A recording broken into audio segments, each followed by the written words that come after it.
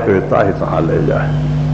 कहने का तात्पर्य कि हम आपका शरीर सदा रहने वाला नहीं है। शरीर नहीं रहेगा, लेकिन शरीर में रहने वाली जीवात्मा जो है वो रहेगी। रहेगी तो कहां रहेगी? इतने मर मर के गए, कहां गए? अच्छाई में गए या बुराई में गए, सुख में गए या दुख में गए, ऊंचे लोक में गए या अधोगत में चले गए। अधोगत में, दुख में, बुराई में तो कोई जाना नहीं चाहता है। हर एक चाहता है कि ऊंचा से ऊंचा लोक प्राप्त हो, ऊंचा से ऊंचा प्राप्त हो, अच्छाई को प्राप्त करें। तो आप लोगों ने पाठ में सुना है कि उपनिषद के मंत्र में, यदि इस जन्म में ब्रह्म को जान लिया तब तो ठीक है, यदि से इस जन्म में नहीं जाना तब तो बहुत बड़ी हानि है। बुद्धिमान लोग उसे समस्त प्राणियों में उपलब्ध करके इस लोक से जाकर अर्थात मरकर अमर हो जाते हैं। मतलब इस जीवन का के बाद का जो जीवन है बहुत लंबा जीवन है। तो लंबे जीवन को अगर सुखमय बनाना चाहते हो, एकमात्र ब्रह्म को जानो, केवल ब्रह्म को जानो। और केवल विचार में जानो तो नहीं, पहचान करके जानो। विचार में जाना तो बहुत कम जानना है, पूरा जानना तो होता पहचान करके। किसको कहा ब्रह्म? किसको कहा?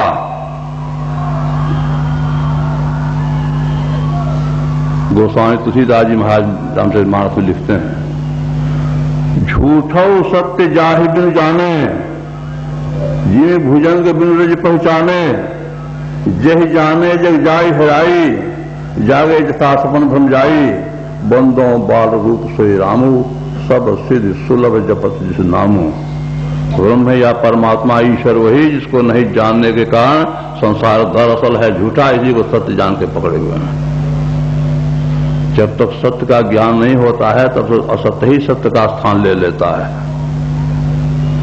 पांडव लोग जो वनवास में थे, एक दिन भीम किसी सरोवर में प्रवेश कर हाथ मुंह धोने लगे। वहां एक युवक आ गया, देखा उनको इस तरह करते हुए, कहा देखो तो ठीक नहीं करते, बंधा जल है, इसको गंदा करना ठीक नहीं है, हाथ मुंह धोना है, जल ले लो बाहर में धो। लेकिन उन्होंने ध्यान दिया नहीं। ध्यान देते भी क्यों? एक तो थे राजपुत्र, दूसरे थे नौजवान, और तीसरे लिखा हुआ 10,000 हाथी का बल था।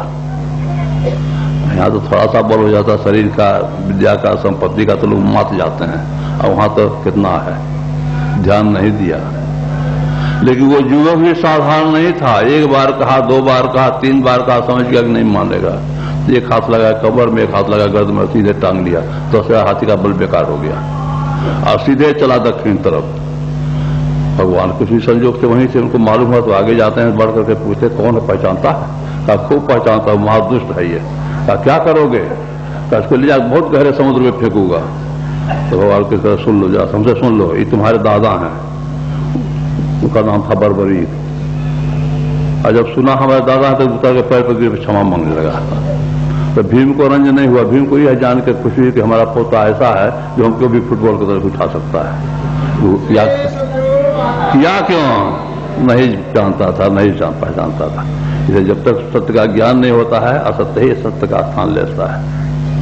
तो संसार दरअसल में झूठा, इसी को सत्य जान के पकड़े। उदाहरण में दे दिया, जीव भुजंग बिन रज पहचाने, तैसे है रस्सी, पहचान में नहीं आई तो सांप का भ्रम हो गया। अब सांप का भ्रम हो गया, सांप से जो भय होना चाहिए, दुख होना चाहिए, होने लग गया। पहचान में क्यों नहीं आई?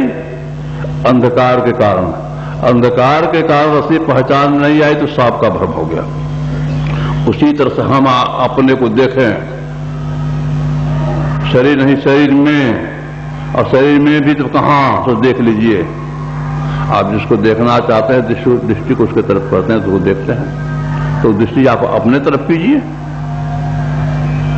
आप तो अंदर में, शरीर के अंदर में है, तो बाहर का देखना बंद कीजिए।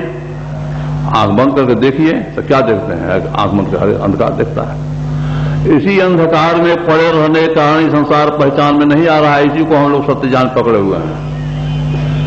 जय जाने जग जाय हेराई, जागे जैसा समझ भराई। जिसके जानने से संसार हेरा जाता है, उसी तरह जिस तरह स्वप्न का संसार हेरा जाता है। कब? जब जग जाते हैं। जब स्वप्नावस्था ठीक है मालूम पड़ता है। स्वप्न झूठा है तो तब जब समझ में आता है जब जग जाते हैं। तो स्वप्नावस्था में से तो कहाँ थे? जागृत अवस्था में जीव का वासा होता आंख में। आंख तो दो है, तो दोनों किस आंख में है? ये दोनों आंख के ठीक सामने अंदर एक और आंख है जिसको शिव नेत्र कहते हैं। उसी आंख में से इस आंख में रोशनी आती है। जैसे किसी का आंख खराब हो जाती है, डॉक्टर के पास जाते हैं, कहते डॉक्टर कहता नफ्स हो गया, रोशनी नहीं आ रही, मतलब रोशनी अंदर में है, वह शिव नेत्र। शिव नेत्र इसलिए कि शिव बाबा को ही सबसे पहले उस आंख का पता लगा था। हम लोग सारे के सारे शिव बाबा की ही संतान है, उस आंख हम सबको है। तो जागृत अवस्था में जीव का वासा में होता है, और स्वप्न में जीव का वासा होता है कंठ में, और गहरी नींद में जीव का वासा होता है हृदय में। तो कंठ में तो स्वप्न देखते थे, और जग गए तब जग गए जब जागृत अवस्था में आ गए, कंठ से ऊपर आ गए जागृत, पता चल गया, स्वप्न देखते थे। उसी तरह से इस कहते हैं कि ये अवस्था जो हम आपकी है, ये भी सोए पन्ने की ही अवस्था है। मोह निशा सब सोवन हारा, अब देखे सपन नहीं देख पारा। अज्ञानता के नींद में हर एक सोया हुआ है, संसार स्वप्न हो रहा है। यही जग जामिन जाग ही जोगी, योगी अर्थात योग करने वाला संसार रूपी रात में जगता है, अजग करके परमार्थी परमात्मा की तरफ जाने वाला होता है, इस सब माया का त्यागी होता है। कल से आंख में आ गए तो जग गए। उसे इस अवस्था जिस अवस्था में है, इस अवस्था से और ऊपर चलिए। ये अवस्था भी हम आपके सोए पने की ही अवस्था है। दरिया सोता सदल जग, जागा नाही कोई, इस जागे में जो जागना जागा कहिए सो। यह जो ये तो माया मुख जागे सबे, सो सूता कर जान, दरिया जागे ब्रह्मदिश जा, सो जागा परमान। इस अवस्था से ऊपर चलिए, पता चलेगा। और तब ये भी पता चलेगा ईश्वर या परमात्मा क्या है। वो स्वामी तुलसीदास महाराज कहते हैं कि उस अवस्था में जो जा रहता है वो परमात्मा को बाल रूप में पाता है। यह बाल रूप वाली बात बड़ी विचारणीय बात है। केवल गोस्वामी तुलसीदास जी महाराज ही अगर कहे होते तो हम लोग समझते कि दशरथ नंदन भगवान राम के बारे में कह रहे हैं, क्योंकि और भी संतों ने, जैसे गोरखनाथ जी महाराज के वचन में है, गगन शिखर में बालक बोले। संत कबीर साहब के वचन में है, बालक रूपी साइया खेले सब घटमाए। सूरदास जी महाराज के वचन में, सपने माही नारी को भ्रम भयो, बालक कौन हेरायो, और जाग लखो जो को तो ही है, नाव को गयो न आयो। सूरदास समझे कि यह गति मन ही मन मुस्कायो, कहने जात वा सुख की महिमा जो गो आयो। कोई माई अपने बच्चे को लेकर सोई है, स्वप्न देखती बच्चा हेरा गया। अब माई का बच्चा हेरा गया तो माई के मन कैसा बीतता है, ये बेमिसाल बात है। इसके लिए कोई उदाहरण ही नहीं है। बच्चे के प्रति माता का हृदय किस तरह से उड़ेला हुआ है वो माता ही जानती है, इसके लिए कोई उदाहरण नहीं है। महाभारत की लड़ाई में अभिमन्यु जब मारा गया तो उसकी माता थी सुभद्रा, वो रोने लगी, और ऐसा रोने लगी सारे शरीर में तहलका मच गया। चुप कराने में सबके लोग हार गए। अंत में भगवान कृष्ण जाते हैं और कहते हैं, बहन तुम्हारा नाम है सुभद्रा और तुम रोती हो, ये तुम्हारे नाम के योग्य नहीं हुआ। नहीं, चुप हुई। फिर कहते हैं हमको लोग महायोगेश्वर कहते हैं, अब तुम महायोगेश्वर की बहन होकर मोह माया में पड़कर रही हुई, तो हमारे लिए भी कलंक की बात है। नहीं, चुप हुई। बहुत तरह से समझाया, जब भगवान कृष्ण समझाने वाले फिर कहना ही क्या। जब किसी से नहीं चुप हुई तो कहते हैं कि अभी तुम रोने बैठी है, और जिसे तुमसे आदेश लेने आया था उसे तुमने कहा बेटा पीठ मत दिखलाना, जीत के आना तब इस माता की गोदी, अन्यथा तुम्हारे लिए धरते माता की गोदी, बेटा दूध को मत ले जाना। इसे उत्साह बजा भेजा था। अब बेटा मर गया तो रोने बैठी है। सुभद्रा कहती भैया तुम जो कहते हो तो ठीक है, कहते लेकिन पहले तुम माता बनो। अब बेटा मर जाए नहीं रो तब हमको समझाओ। ये पीठ होके भेजने वाली जो थी वो तो छतरानी था, और रोने वाली जो ही है माता। कहने का मतलब माता का हृदय कैसा होता है। और ऐसी माता देखते हमारा बच्चा खो गया, और जब जग जाती है तो बच्चे को अपने गोद में पाती है। बच्चा नहीं खाया था, मां स्वयं खो गई थी। मिसाल दिया बच्चे का, यहाँ बच्चे का मिसाल है। यहाँ गोद वाला बच्चा से मतलब नहीं है। जैसे कोई बूढ़ा है, 100 वर्ष का, 125 वर्ष का बूढ़ा है, हम आप कहते हैं बूढ़ा बाबा बालूत हो गया, तो 100 वर्ष 125 वर्ष का बूढ़ा बालूत कैसे हो गया? अरे उसका शरीर हो गया 100-125 वर्ष का, लेकिन स्वभाव हो गया बच्चे का। परमात्मा जो है बच्चे के स्वभाव का है। बच्चा का स्वभाव, किसी का बच्चा प्यार कीजिए आपसे लिपट जाएगा, नहीं पूछेगा हम मुझे प्यार कर रहे हैं, ऊंचे परिवार के हैं कि नीचे परिवार के हैं, पढ़े लिखे हैं कि बेपढ़े लिखे हैं, धनी है गरीब, कुछ नहीं पूछेगा। बच्चे को जो प्यार करेगा बच्चा उसे लिपटेगा। यही बात परमात्मा के संबंध है। परमात्मा जो प्रेम करेगा परमात्मा उसे ऊंचा बनाएगा। अगर ऐसी बात नहीं होती तो रविदास जी महाराज कभी सदगुरु श्री माते संत कबीर साहब, दादू पालटू, दरिया साहब भी कभी संत की श्रेणी में आते। पुराण काल के समझ महाराज कभी संत की श्रेणी में आते, लेकिन कितने ऊंचे संत थे। युधिष्ठिर महाराज ने यज्ञ किया, बहुतों को खिलाया, सरता के बिना बजाए घंटा बजेगा तो जग सब सफल बन जाएगा, घंटा नहीं बजा। युधिष्ठिर महाराज को बड़ी चिंता हुई, जाके भगवान से कहने लगे, भगवान कृष्ण, भगवान जग सफल नहीं हुआ। उन्होंने कहा कोई भक्त छूट गया होगा। उन्होंने कहा हमारे जानते कोई नहीं छूटा है। तो उन्होंने याद दिलाया काशी में रहने वाला सोपत वाल्मीकि नाम का, तो उनको होश हुआ, गए उनको साधारण आमंत्रित करके ले आए, भोजन कराया, घंटा बज गया। अगर ऐसी बात नहीं होती, शिवरी माई कभी संत की श्रेणी में आती। शिवरी माई के कुटिया पे भगवान राम जाते हैं, वो उनकी सेवा में लग जाते हैं और अंत में हाथ जोड़ के प्रार्थना करते हैं कि विधि अस्तुत करो तुम्हारी, अधम जात में जन्मत भारी, अधम ते अधम अधम अति नारी, तिन्मह में मत मंद अघारी। भगवान राम का किसको तुम सुना रहे हो, चुप रहो, जो मैं कहता हूं उसको सुनो। कर ऊपर सुन भामिन बात, हे भामिनी तो हमारी बात सुनो। सबसे पहली बात उन्होंने भामिनी कहती। भामिनी का चाहे जो भी अर्थ हो, लेकिन यहां तात्पर्य सुंदरी से। शिवरी कैसी सुंदरी थी, आप जो शिवरी के बारे में सुने होंगे या पढ़े होंगे, जानते होंगे। उसका पति जब ब्याह के ले जा रहा था, जंगल के रास्ते जाने लगा, छोड़ के भाग गया।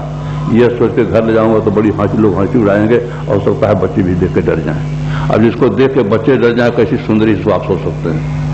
ऐसी नारी को भगवान राम सुंदरी कहते हैं। क्या झूठ बोलते हैं? तो भगवान राम ही झूठ बोलेंगे, सत्य बोलने वाला कहां मिलेगा? मर्यादा पुरुषोत्तम थे।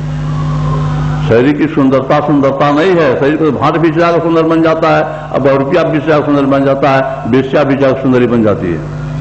तो सुंदरता में स्थान है, सुंदरता कोई और ही चीज। सुंदरदास संत हुए हैं, उनके वचन में सुंदर दिशत सुंदर माँ है, सो सुंदरता को कौन हुआ है? जो माँ है अर्थात भीतर से जो सुंदर है, दरअसल में वह सुंदर है। भीतर से कौन सुंदर है? तो वहां राम ने कहा भी, जाति पात कुल धर्म बढ़ाई, धन बल पंजन गुण चदाई, भगतहीन नर सोहई कैसा, बिन जल बारिश देखी जैसा। जात पात कुल धर्म बड़ापन सब कुछ है, लेकिन भक्ति नहीं है।